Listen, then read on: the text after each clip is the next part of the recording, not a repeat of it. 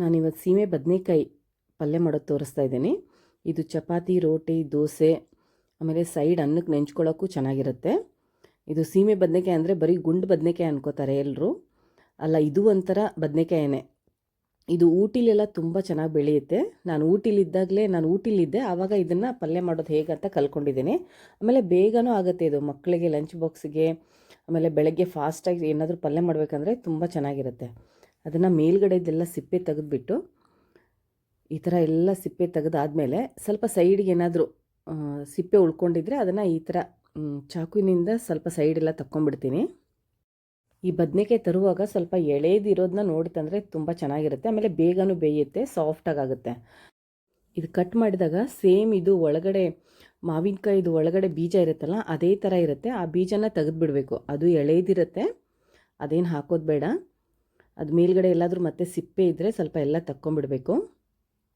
ತಕ್ಕೊಂಡು ಇದನ್ನು ನೈಸಾಗಿ ಕಟ್ ಮಾಡ್ಕೋತೀನಿ. ನಾನು ಚಿಕ್ಕದಾಗಿ ಕಟ್ ಮಾಡ್ತೀನಿ, ಚೆನ್ನಾಗಿ ಬೇಯುತ್ತೆ, ಬೇಗ ಬೇಯುತ್ತೆ ಅಂತ. ಈ ಚಪಾತಿಗಂತೂ ತುಂಬ ಚೆನ್ನಾಗಿರುತ್ತೆ, ಮಕ್ಕಳ ಲಂಚ್ ಬಾಕ್ಸಿಗೂ ಚೆನ್ನಾಗಿರುತ್ತೆ ಇದು.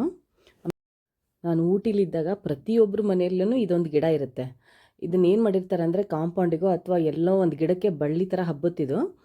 ಇದನ್ನು ಬೇಕಂದಾಗ ಪಲ್ಯ ಏನು ಮನೇಲಿ ಮಾಡೋಕ್ಕೆ ಪಲ್ಯ ಏನೂ ಇಲ್ಲ ಅಂದರೆ ಆಚೆ ಕಡೆ ಹೋಗೋದು, ಒಂದೆರಡು ಕಿತ್ಕೊಂಬರೋದು, ಪಲ್ಯ ಮಾಡೋದು. ನಮ್ಮ ಫ್ರೆಂಡ್ ಮನೇಲಿ ಇತ್ತಿದ್ದು, ಅವರು ಬೇಗ ಮಾಡೋರು ಪಲ್ಯ. ಇದನ್ನು ಕಿತ್ಕೊಂಬಂದು ನಾವು ಹೋಗಿದ್ದೀವಿ ಅಂದರೆ ಸಾಕು, ತುಂಬ ಬೇಗ ಮಾಡೋರು. ಅವರಿಂದನೇ ನಾನು ಇದನ್ನು ಕಲ್ತಿದ್ದೀನಿ. ಆಮೇಲೆ ತುಂಬ ಚೆನ್ನಾಗೂ ಇರುತ್ತೆ. ಇದನ್ನು ಅಂಗಡೀಲಿ ತರುವಾಗ ಏನಾದರೂ ಒಂದು ದಪ್ಪ ಕಾಯಿ ಸ್ವಲ್ಪ ಮೊಳಕೆ ಬಂದಿರೋ ತಂದು ಮನೇಲಿ ಸ್ವಲ್ಪ ನೀರಲ್ಲಿ ಹಾಕಿಟ್ರೆ ಅದು ಮೊಳಕೆ ಬರುತ್ತೆ, ಚೆನ್ನಾಗಿ ಮೊಳಕೆ ಬರುತ್ತೆ. ಆಮೇಲೆ ಎಲೆನೂ ಒಡ್ಕೊಂಡ್ಬಿಡುತ್ತೆ.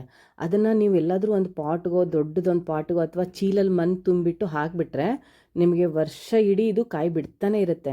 ಆಮೇಲೆ ಬೇಗನೂ ಆಗುತ್ತೆ. ಆಮೇಲೆ ಮನೇಲಿ ಏನು ತರಕಾರಿ ಇಲ್ಲ ಅಂತ ಅನ್ಸೋದೇ ಇಲ್ಲ. ಇದೊಂದಿದ್ದರೆ ಬೇಗನೂ ಆಗುತ್ತೆ, ಎಲ್ರಿಗೂ ಇಷ್ಟ ಆಗುತ್ತೆ ಈ ಪಲ್ಯ. ನಾನು ಹೇಳ್ತಾ ಇದ್ದೀನಲ್ಲ, ಒಂದು ಸರಿ ಮಾಡಿ ನೋಡಿ, ತುಂಬ ಚೆನ್ನಾಗಿ ಅನಿಸುತ್ತೆ. ನಾವು ಮಾರ್ಕೆಟಿಗೆ ಹೋದಾಗ ನಾನೇ ಎಷ್ಟೋ ಸರಿ ಅನ್ಕೋತಾ ಇದ್ದೆ ಇದನ್ನು ಹೆಂಗೆ ಪಲ್ಯ ಮಾಡೋದು ಅಂತ. ನನಗೆ ಅಲ್ಲಿ ಹೋದಾಗ ಇದು ಪಲ್ಯ ತಿಂದಮೇಲೆ ನನಗೆ ಟೇಸ್ಟ್ ಗೊತ್ತಾಯ್ತು ಇದ್ರದ್ದು. ನಮ್ಮ ಮನೇಲಿ ಎಲ್ರಿಗೂ ಇಷ್ಟನೇ ಈ ಪಲ್ಯ. ಮನೆ ಮುಂದ್ಗಡೆ ಸ್ವಲ್ಪ ಯಾರಿಗಾದ್ರೂ ಜಾಗ ಇದ್ದರೆ ಇದನ್ನು ಕೆಳಗಡೆ ನೆಲಕ್ಕೇ ಹಾಕ್ಬೋದು. ನೆಲಕ್ಕೆ ಹಾಕಿಬಿಟ್ಟು ಒಂದು ಚಪ್ಪರ ಹಾಕಿಬಿಟ್ರೆ ಅದು ಗಿಡ ಬತ್ತೋದೇ ಇಲ್ಲ, ಹಂಗೆ ಕಾಯಿ ಕೊಡ್ತಾನೆ ಇರುತ್ತೆ. ನಾನಿಲ್ಲಿ ಒಂದು 4-5 ಹಸಿಮೆಣಸಿನ್ಕಾಯಿ, ಆಮೇಲೆ ಸ್ವಲ್ಪ ಕರಿಬೇವು ಒಗ್ಗರಣೆಗೆ. ಇದಕ್ಕೆ ಈರುಳ್ಳಿ, ಶುಂಠಿ, ಬೆಳ್ಳುಳ್ಳಿ ಏನು ಹಾಕಲ್ಲ ಅಂತ ನಾನು ಮೊದಲೇ ಹೇಳಿದ್ನಲ್ಲ, ಅದೇ ಥರ ನೋಡಿ. ಇಷ್ಟಾದರೆ ಆಯ್ತು, ಇದು ಬೇಗನೂ ಆಗುತ್ತೆ. ಸ್ವಲ್ಪ ಎಣ್ಣೆ ಹಾಕಿಬಿಟ್ಟು, ಸ್ವಲ್ಪ ಎಣ್ಣೆಗೆ ಸಾಸಿವೆ, ಜೀರಿಗೆ, ಸ್ವಲ್ಪ ಇಂಗು, ಆಮೇಲೆ ಕಡಲೆಬೇಳೆ ಹಾಕಿದ್ರೇ ತುಂಬ ಚೆನ್ನಾಗಿರುತ್ತೆ. ಇಷ್ಟ ಇದ್ದವ್ರು ಹಾಕ್ಕೊಳ್ಳಿ, ಇಷ್ಟ ಇಲ್ಲ ಅಂದರೂ ಬೇಡ. ಒಬ್ಬೊಬ್ಬರಿಗೆ ಕಡಲೆಬೇಳೆ ತಿನ್ನೋಕೆ ಇಷ್ಟ ಇರಲ್ಲ, ಅವ್ರು ಹಾಕೋಬೇಡಿ. ಆದರೆ ಕಡಲೆಬೇಳೆ ಹಾಕಿದರೆ ಚೆನ್ನಾಗಿರುತ್ತೆ ಅಂತ ನಾನು ಅನ್ಕೋತೀನಿ. ಆದರೆ ನಮ್ಮ ಮನೇಲಿ ಕಡಲೆಬೇಳೆ ಹಾಕಿದ್ರೇ ಇಷ್ಟ ಆಗುತ್ತೆ ಎಲ್ರಿಗೂ. ಅದಕ್ಕೆ ನಾನು ಸ್ವಲ್ಪ ಜಾಸ್ತಿನೇ ಹಾಕೋತಾ ಇದ್ದೀನಿ. ಇದಕ್ಕೆ ಹಸಿಮೆಣಸಿನ್ಕಾಯಿ, ಕರಿಬೇವು ಒಗ್ಗರಣೆ.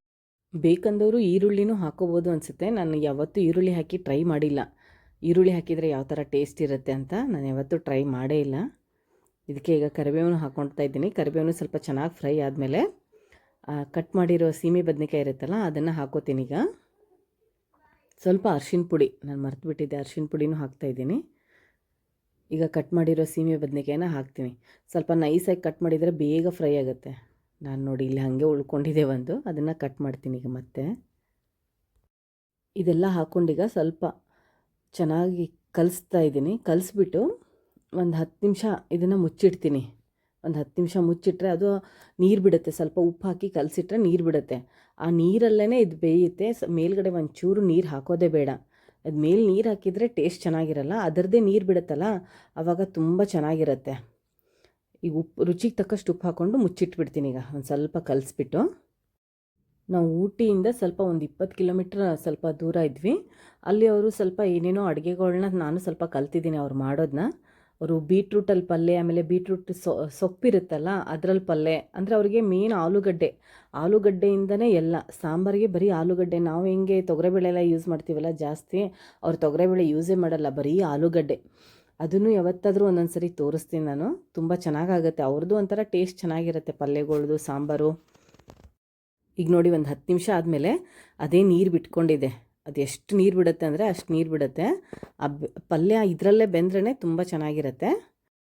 ಈ ನೀರಿದೆಯಲ್ಲ, ಈ ನೀರು ಫುಲ್ಲು ಪಲ್ಯ ಎಲ್ಲ ಹಿಡ್ಕೊಂಡು ಸ್ವಲ್ಪ ಈ ಸೀಮೆ ಬದನೆಕಾಯಿ ಫುಲ್ ಸಾಫ್ಟ್ ಆಗುತ್ತೆ. ನಾನು ಇದೇ ನೀರಲ್ಲೇ ಬೇಯಿಸ್ತೀನಿ, ಮೇಲ್ಗಡೆ ಒಂಚೂರು ನೀರು ಹಾಕಲ್ಲ. ಈಗ ಈಗ ಮತ್ತೆ ಒಂದು ಸ್ವಲ್ಪ ಕಲಿಸ್ಬಿಟ್ಟು ಇದನ್ನು ಕ್ಲೋಸ್ ಮಾಡ್ತೀನಿ. ಈಗ ಲಿಡ್ನ ಕ್ಲೋಸ್ ಮಾಡಿ ಇಡ್ತೀನಿ ಒಂದು 10 ನಿಮಿಷ.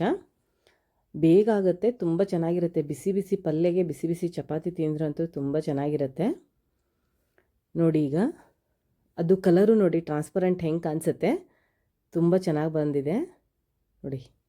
ನಾನು ಒಂದು ತೆಗೆದು ತೋರಿಸ್ತೀನಿ ನೋಡಿ. ಈಗ ನೋಡಿ ಎಷ್ಟು ಬೇಗ ಬೇಯುತ್ತೆ ಅಂದರೆ ಅಷ್ಟು ಸಾಫ್ಟಾಗಿರುತ್ತೆ. ಆಮೇಲೆ ಇದು ಬೆಂದ ಮೇಲೆ ತುಂಬ ಕಲಿಸ್ಬಾರ್ದು, ಇದನ್ನು ತುಂಬ ಕಲಿಸ್ಬಿಟ್ರೆ ಎಲ್ಲ ಸಾಫ್ಟಾಗಿ ಆಗಿಬಿಡುತ್ತೆ. ಪೀಸ್ ಅದು ಕಟ್ ಮಾಡಿರೋ ಸೀಮೆ ಬದನೆಕಾಯಿ ಉಳಿಯೋದೇ ಇಲ್ಲ ತುಂಬ ಕಲಿಸ್ಬಿಟ್ರೆ. ನಾನು ಸ್ವಲ್ಪ ಮೇಲ್ಗಡೆ ಕೊತ್ತಂಬರಿ, ಸ್ವಲ್ಪ ಕೊಬ್ಬರಿ, ಕಾಯಿ ತುರಿ ಹಾಕೋತಾ ಇದ್ದೀನಿ. ಬೇಕಂದವ್ರು ಹಾಕೊಳ್ಳಿ ಕಾಯಿ ತುರಿ, ಇಲ್ಲಾಂದರೆ ನಡೆಯುತ್ತೆ. ಆದರೆ ಕಾಯಿ ತುರಿ ಹಾಕಿದರೆ ತುಂಬ ಚೆನ್ನಾಗಾಗುತ್ತೆ ಟೇಸ್ಟ್. ಇನ್ನೂ ಹುಳಿ ಇಷ್ಟಪಡೋರು ಲಿಂಬೆಹಣ್ಣನ್ನು ಹಾಕ್ಕೊಳ್ಳಿ, ಚೆನ್ನಾಗಿರುತ್ತೆ. ಬೇಡ ಅಂತಂದರೆ ಲಿಂಬೆಹಣ್ಣೇನು ಹಾಕೊಳ್ಳೋದು ಬೇಕಾಗಿಲ್ಲ. ನಾನು ಹಾಕಲ್ಲ ಇಲ್ಲಿ ಲಿಂಬೆಹಣ್ಣು.